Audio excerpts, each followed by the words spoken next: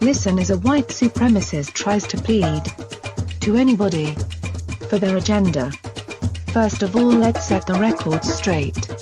Mr. Davidv, you, nor your people, didn't found America. When Christopher Columbus came to America, blacks and Indians were already here. History has now shown that most inventions were stolen from black inventors who were given no recognition in any walk of life. Finally, the math you speak of is horribly false, and created to scare the masses, mostly European, into silence about you and your kind's true intentions, which is white supremacy and world domination. Most people already know you are the former head of the KKK in America. So you being a spokesman on any level is a non-starter. The only truth in this video is that whites will be the minority, and the majority will remember you and your kind in the end. Heads up and have a good day, my friend. Because the day of you and your violent brainwashing of the supremacist kind will come to a close. Soon and very soon. Presenting Mr. Davidv. The Associated Press just reported that whites are now a minority of those being born in America. European American babies are less than 5 out of every 10 babies born, and are projected to be less than 1 out of 10 births in just a few decades. This differential in birth rates, coupled with massive illegal immigration, which is almost entirely non-European, and legal immigration, which is over 90% non-European, means that unless a political sea change occurs, white Americans will ultimately be not only a minority in the nation that our people founded, but a tiny minority, well on its way to political and physical obliteration by the end of this century.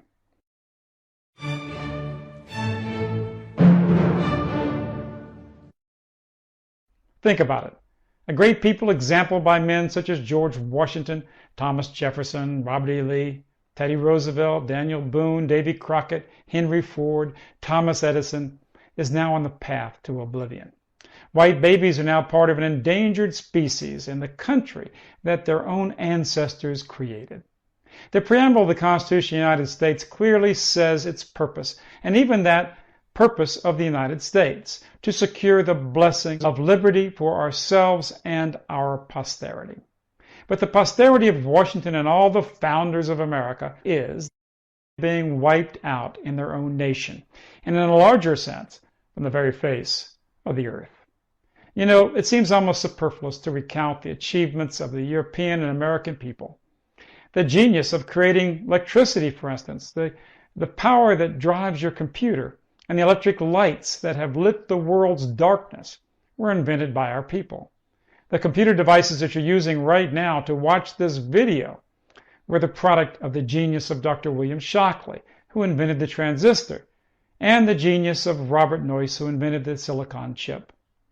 I was honored to have known Nobel Prize winner Dr. William Shockley, and lucky that he called me his friend. He warned the world years ago about the crisis we now face. As a very young man, 40 years ago, I was scorned when I warned America that we would become a minority in our own country. I now tell you that we will become not just a minority, but a vanishing minority by the end of this century unless we stand up now with courage and sacrifice. As recently as the 1960s, whites were still 90% of America's population. Since that time, whites have lost many of their basic human rights. Tens of millions of whites have been forced out of public education because forced integration has made a wasteland of schools in many major cities. When I attended public schools in New Orleans, the most serious offenses were chewing gum or being out of class without a pass. And now it's drugs, weapons, beatings, even rape. Many cannot afford to move to different areas or send their children to private or church school, and too many of our kids are now suffering a living hell in an environment more like a nasty, violent, drug-filled gangster rap reality show rather than a decent public school. Hey, Beef, what happened? Some call it racism to even point out the hard fact is that black juveniles are 10 times more likely to be criminal, to beat, to rob, to kill, to deal drugs. Are facts racist too? Are white parents racist because they don't want their children to go to school where their Children are 10 times more likely to be robbed or abused, intimidated, beaten, or even killed or raped. A school where obscenity, drugs, and violence and gangster rap are the dominant culture, where sexual intimidation, obscene and crude language, and even sexual assault is pervasive. Schools that academically resemble more the third world than America. I know some of you don't worry about the white children in those environments. It's considered noble to concern yourself with the well-being of minorities, even at the farthest ends of the earth.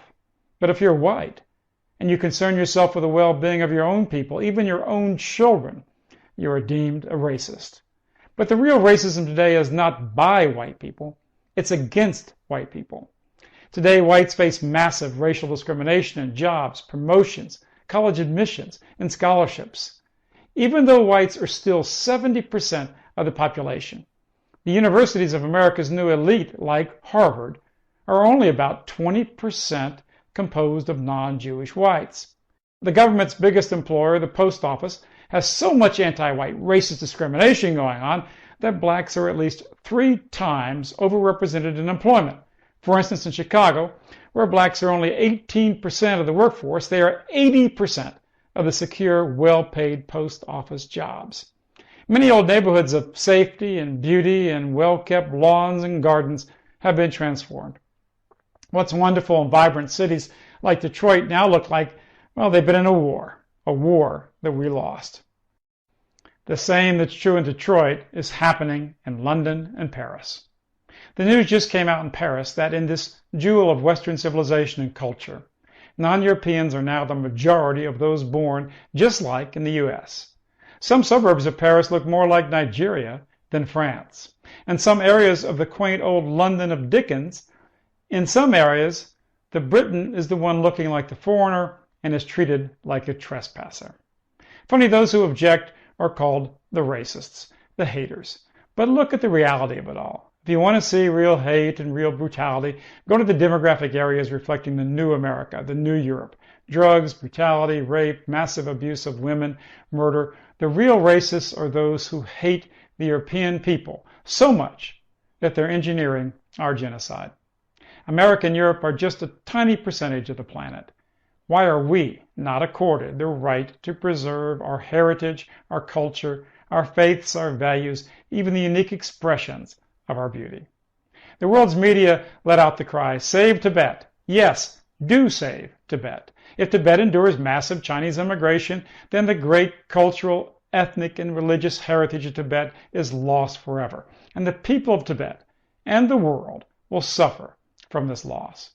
But is the loss of Europe and America and the European people that created the wonders and beauty of Western civilization any less valuable? How about save Paris, save London, save Atlanta, save the West? We rightfully support every people's human rights around the globe. But should people of European descent not be entitled to human rights as well? There are 1.3 billion in China, and they're all Chinese, and they have almost no non-Chinese immigration. India has 1 billion people, overwhelmingly Indian. Africa is teeming with Africans, and they have almost no immigration. There are dozens of mostly Amerindian or African nations in Central and South America and the Caribbean, and their numbers are exploding. But we of European descent, we're not even allowed to continue our existence as only 1/10 of the Earth's people. Genocide is the destruction or wiping away of any race or any people from the earth. And we are being wiped away. I support the preservation of all life on earth. We must preserve the blue whales and the great African elephant. But is the true beauty of the European child or mother or adult any less important to preserve than an elephant or a whale? I believe we have the right to live. I believe that we shall live and that we shall be free, and we shall not lose our precious rights and heritage. We are still the vast majority of our countries. We're like an elephant terrified by a mouse. We just have to raise our foot and put it down, and we will survive. And we'll create a new America and a new Europe based on excellence and beauty and creativity and heritage. The real love that can come from hearts in a true family, a true brotherhood. I'm dedicated to that survival of our people, to a renaissance for our people. Millions are waking up now across Europe, across America, Canada, Australia, New Zealand, and among our beleaguered white brothers and sisters who face a violent genocide going on right now in South Africa. Those of you who have the financial and political means to stand up for us, when will you step up to the plate? We need you. But we're rising. You can hear our footsteps. We're beginning to march in tune with our history, courage, and duty and love of our heritage. The best traits of our folk are coming alive in the great challenge of today. Our people are now answering the call of their heritage. They're throwing off the media lies and hate and propaganda and standing up brave and bold for the truth. Listen, you can hear the sound of awakening, not just in my voice, but in the beating of your own heart. It is the aesthetics, the art, the music, the words and hopes and dreams of our people. It is in the wide-eyed look of our children's beautiful faces. They look to us. We have a right to live, and we shall live. Join us. Give your heart and abilities to your people. We stand at the great crossroads for you and me and all those whom you love. It is truly to be or not to be. We shall survive.